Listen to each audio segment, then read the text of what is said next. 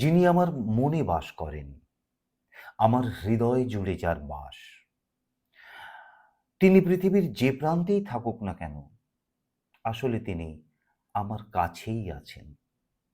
আবার যিনি আমার হৃদয়ে নেই, তিনি যদি ছায়ার মতো আমার সঙ্গে থাকেন, অথবা তিনি যদি আমাকে জাপটে ধরেও থাকেন, আসলে তিনি দূর দীপবাসিনী।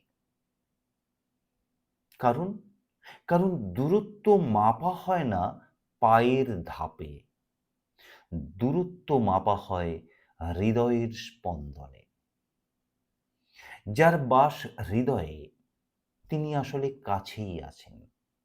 কিন্তু যার স্থান হৃদয়ে নেই, তিনি জানার মাঝেও অজানা, চেনার মাঝেও অচেনা, আর কাছে থেকেও দূরে, বহু দূরে। তাই বলা হয়ে থাকে, দূরস্থয়পি ন দূরস্থ ইয়ো ইয়স্য মনসি স্থিতঃ, ইয়ো ইয়স্য হৃদয়ে নাস্তি সমীপস্থয়পি দূরতঃ।